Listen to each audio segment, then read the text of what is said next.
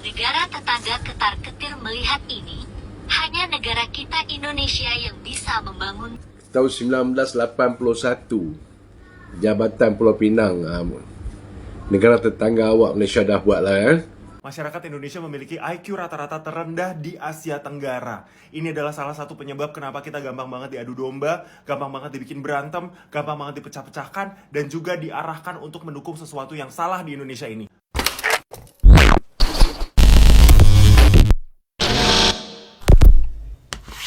Hai, halo geng, assalamualaikum warahmatullahi wabarakatuh. Berjumpa kembali dengan saya Zainal Satori. Sebelum video ini saya mulai, gimana kabarnya kalian semua? Semoga semua yang menonton video ini baik-baik saja, dimurahkan rezekinya, selalu berpikiran yang positif, dan dijauhkan dari mara bahaya oleh Tuhan Yang Maha Esa. Ini ada salah satu konten kreator dari Malaysia ataupun TikToker Malaysia itu menertawakan influencer-influencer yang ada di Indonesia. Dan dia orang itu juga cakap influencer Indonesia itu macam sombong ya. Sebab kenapa?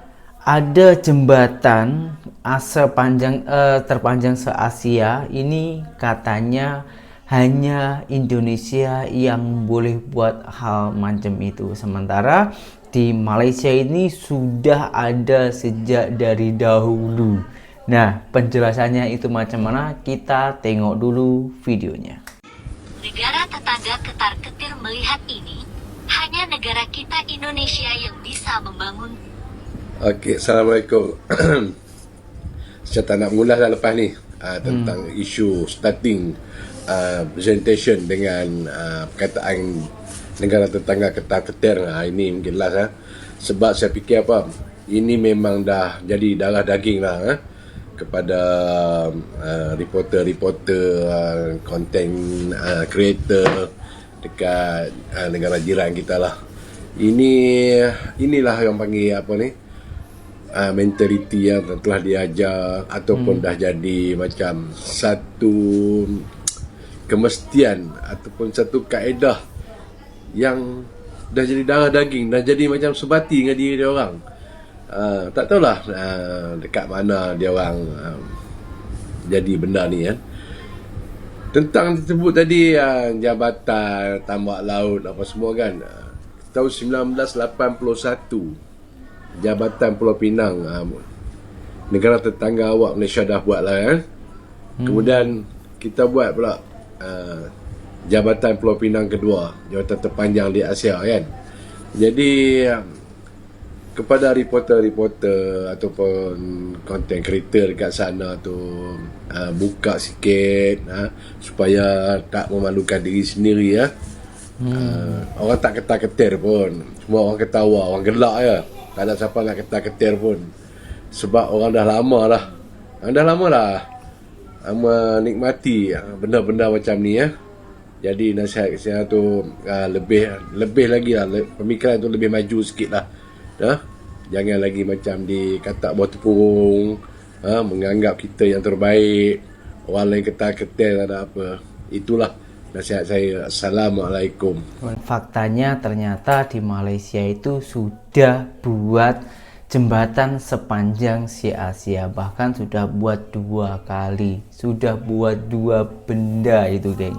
Di Malaysia sudah ada zaman dari dahulu, tapi influencer Indonesia ini memang tutup mata, tak mau tahu, hanya ingin membesarkan ataupun menyombongkan Indonesia yang akan buat jembatan itu sepanjang se-Asia konon katanya ya. Dan kalau kita tengok ini memang malu gila geng. Ini kenapa tak mencari informasi-informasi yang lebih luas lagi. Memang berbeda geng, influencer Indonesia yang ada di Indonesia dan juga influencer yang ada di Malaysia. Sama-sama orang Indonesia tapi beda pemikirannya setelah ke Malaysia, karena saking banyaknya influencer ataupun YouTuber bahkan TikToker di Malaysia itu mensuarakan tentang Indonesia yang tujuannya itu untuk memajukan negara kita agar kita itu lebih menambah wawasan. Akan tetapi Mr. RI menanggapi video ini dan juga mengecam seluruh warga negara Indonesia yang berada di Malaysia. Nah, kecaman dari Mr. RI itu macam mana, kita tengok dulu videonya. Ini saran saya buat semua WNI yang ada di luar negeri yang selalu nyinyir kepada negara sendiri, nyinyir kepada pemerintahnya, nyinyir kepada politisinya dan lain-lain ya. Saran saya adalah pulang kampung. Ya, lalu calonkan diri menjadi kepala desa. Kalau desanya jadi elok-elok, cantik, maju, makmur, nah boleh mencalonkan diri jadi bupati atau wali kota ya. Sudah sukses jadi bupati, wali kota, naik lagi jadi gubernur. Gubernur naik lagi jadi presiden. Kita nak tengok kerjanya macam mana ya. Kalau cuman begini semua orang juga bisa ya. Saya ini nggak berani mengkritik siapapun ya, kepala desa, kemudian wali kota saya, atau gubernur saya, atau presiden saya. Saya nggak berani mengkritik mereka ya. Saya hanya bisa memberikan mereka saran ya. Ini ada ide-ide bagus, kira-kira ini bisa menjadi masukan buat Anda ya. Itu saran ya. Saya nggak berani mengkritik karena susah memang mengatur sebuah negara atau sebuah komunitas, tidak mudah ya. Kalau begini doang itu mudah ya, siapapun bisa melakukan itu ya. Dan orang-orang yang suka nyinyir ini ya, khususnya politik yang mengkritik politikus ya, dan orang-orang yang sedang berkuasa itu biasanya nanti kalau jadi penguasa kelakuannya juga setali tiga uang. Mereka cakap soal nepotisme, tapi begitu sudah duduk di kekuasaan, mereka juga melakukan hal yang sama, ya. Itu biasanya kayak begitu sih dramanya, ya. Kita sudah hidup terlalu lama di dunia ini, kita sudah terlalu banyak melihat berbagai macam drama-drama politik, ya. Jadi nggak terlalu terheran-heran, ya. Nah, yang kita sering kali lihat adalah pengamat bola kadang-kadang ya. Kita ini sebagai orang awam, ya, orang yang nggak mengerti caranya main bola, kadang-kadang kita bisa jadi pengamat bola yang luar biasa ya. Luar biasa banget. Oh, harusnya tendangannya sekian derajat ya. Kemiringannya sekian, kecepatannya sekian, dari sisi begini, tekniknya harus begitu dan begitu. Tapi kalau disuruh turun di lapangan bola, disuruh main bola, nggak bisa. Menendang bola tuh gimana caranya, nggak bisa. Nah, itulah manusia ya, seringkali nyinyir. Tapi kalau disuruh kerja ya, mendapatkan tanggung jawab dan amanah yang sama, yang mereka juga bingung ini gimana cara ngerjain kerjaan ini. Oke? Semoga ini bermanfaat, direnungkan oleh semua orang, khususnya yang sedang berada di luar negeri, khususnya yang berada di Malaysia ya. Nyinyir boleh, mengkritik boleh, tapi kalian sanggup nggak mengerjakan itu? Kalau nggak sanggup jangan, ya. Kalau nggak bisa amanah, nggak bisa profesional, jangan, ya.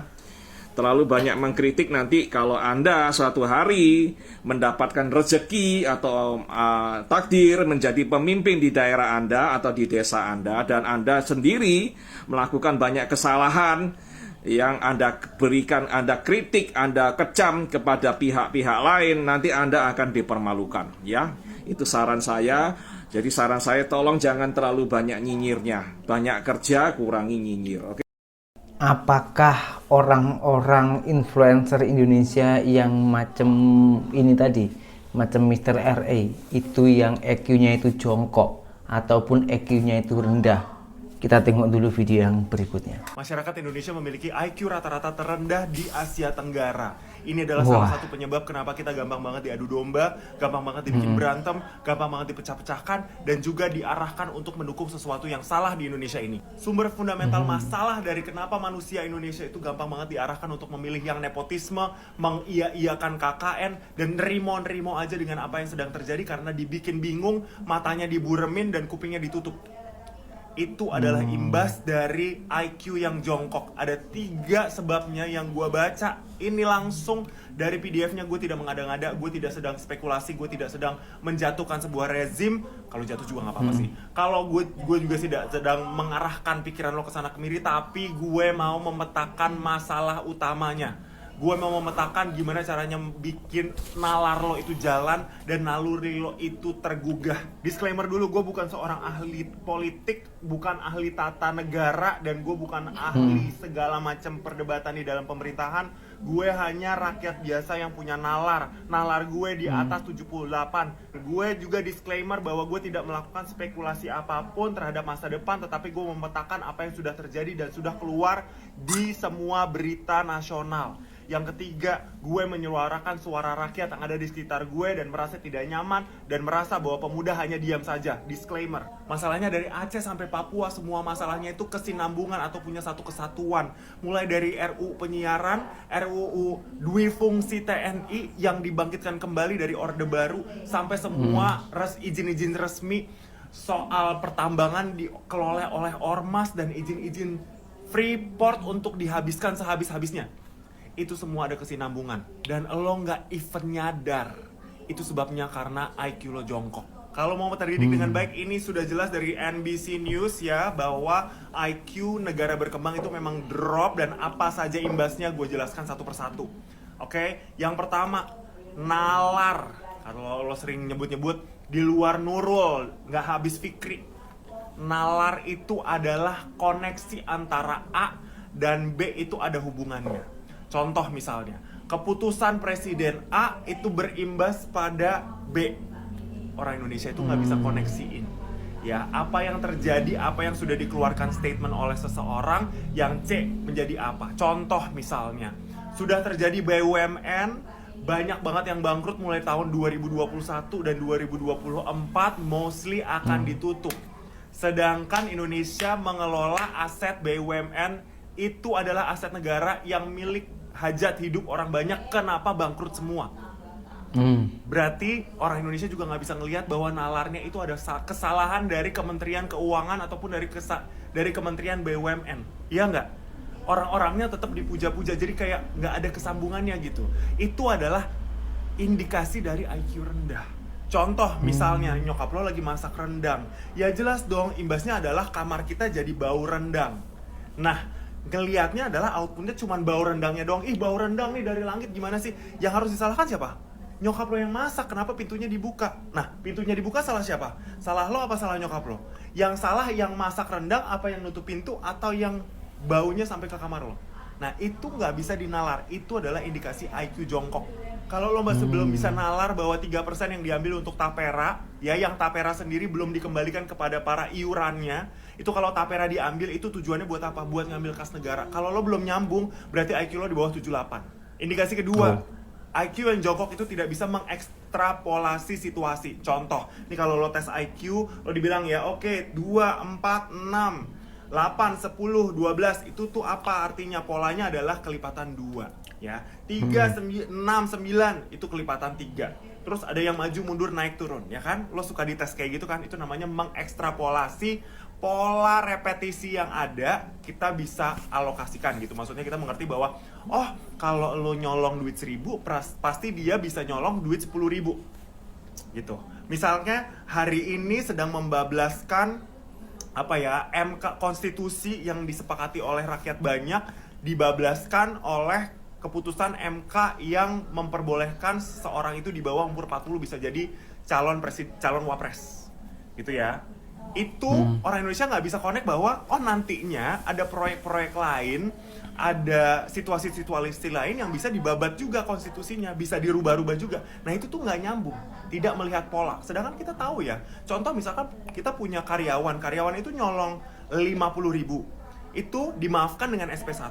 Tetapi ekstrapolasinya adalah nih orang udah berani nyolong, kemungkinan besar attitude-nya akan menyolong hal yang besar, karena yang kecil bila dibiarkan akan menjadi besar. Kalau itu tidak terjadi koneksi antara itu, berarti nalar IQ lo jongkok.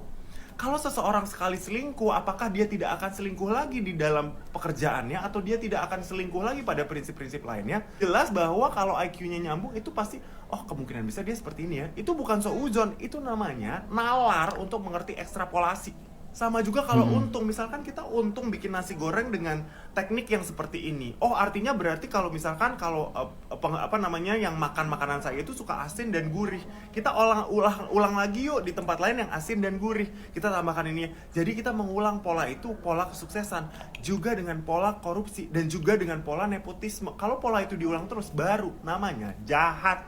Lebih jahat lagi, yang dibodoh-bodohi tetap ngebelain. Dan yang paling gong, orang yang IQ-nya rendah, masyarakat yang IQ-nya rendah itu tidak bisa membedakan yang mana yang misinformation atau sedang dibodohi, yang mana yang asli dan beneran. Ini lebih bahaya lagi, pemirsa insert yang budiman. Tolong banget dimengerti, ketika lo dipaparkan sama informasi tertentu, lo harus bertanya, apakah informasi itu benar atau enggak? Kau nggak kenapa? Karena yang IQ-nya jongkok harus merasa pintar dengan informasi yang dipaparkan di depan matanya saja, tanpa mengkoneksi nalar, tanpa mengekstrapolasi. Jadi ini yang paling benar aja. Jadi siapa yang menang? Siapa yang bisa masuk ke TikTok lo? Siapa yang bisa masuk ke screen time lo? Lewat artis-artis besar, artis-artis yang mau jadi kepala daerah di Jawa Tengah misalnya, dia masukin semua buzzer-buzzer dan lo langsung percaya. Itu contoh dari IQ jongkok. Misinformation tapi menjadi dipercaya. Coba lo bayangin, lo percaya sama dukun yang keluar kesurupan, tiba-tiba keluarkan Indonesia akan dipimpin oleh anak muda gitu. Terus lo percaya sama dukun itu. Kumaha deui, contoh dari IQ jongkok. Semuanya udah gue paparkan ya di sini, tiga-tiganya nih, datanya ada, lo bisa cek di nbc.com. Gue tidak mengadi-ngadi, tapi gue tahu banget bahwa masyarakat di sekitar gue, termasuk netizen yang bakal komentar di sini, banyak banget yang jongkok, yang udah teriak-teriak gue kayak gini, tetap nggak bisa nalar. Karena pada dasarnya emang common sense itu udah nggak common lagi. Yang dimengerti secara konsensus itu sudah tidak konstituen lagi. Ya gimana caranya untuk bisa mengajarkan rakyat Indonesia? Semuanya pengennya diperintah oleh yang sok pintar, dan karena jiwanya adalah jiwa feodal. Ya, divide et impera. Gimana caranya memisahkan kita semua? Kitanya dipecah-pecah, dipotong-potong, semua disuruh benci sama gue, disuruh benci sama cendekia, ya, disuruh benci sama ilmuwan karena dianggap ilmuwan itu salah. Lo percaya sama seseorang yang ngasih duit lo aja, atau mungkin ngasih artis-artis yang lebih terkenal, silahkan. Karena pada dasarnya masyarakat Indonesia IQ-nya nggak dinaikin. Tujuannya elit politik biar tetap kaya, lo jatuh miskin. Gimana ini Master RI? Gimana ini? Dan negara-negara di Konoha itu masih banyak yang percaya dengan mistis alias dukun, dan juga banyak juga yang sudah membongkar itu namun tetap tak percaya, masih percaya dengan ramalan-ramalan konyol yang belum tentu kepastiannya dan lain-lainnya. Banyak sebenarnya. Jadi setelah kita tengok video-video macam ini, semoga saja kita ini boleh membangun pemikiran kita agar kita ini tak mudah diadu domba, tak mudah dibodoh-bodohi oleh influencer ataupun orang-orang di sekeliling kita. Agar kita ini kalau mendapatkan informasi itu boleh menyaring dulu, kita pahami dulu, betul tak informasi ini, betul tak berita ini, boleh masuk akal tak berita ini. Jangan hanya karena dikasih uang ataupun yang memberikan informasi itu artis-artis ataupun orang kaya, lalu kalian itu langsung percaya gitu kan ya. Semoga aja dengan semua video yang saya tayangkan ini ada manfaatnya dan boleh merubah mindset kita agar boleh maju ke depan, bukan malahan maju ke belakang. Macam mana tuh maksudnya? Mundur ke belakang gitu ya. Oke geng, semoga kita semua ini sehat selalu, boleh berpikiran yang lebih berpositif lagi dengan akal yang sehat kita, dan berjumpa kembali di video saya yang selanjutnya. Saya Jalan Story, seorang mantan TKI Malaysia. Salam TKI sukses. Assalamualaikum warahmatullahi wabarakatuh. Bye bye.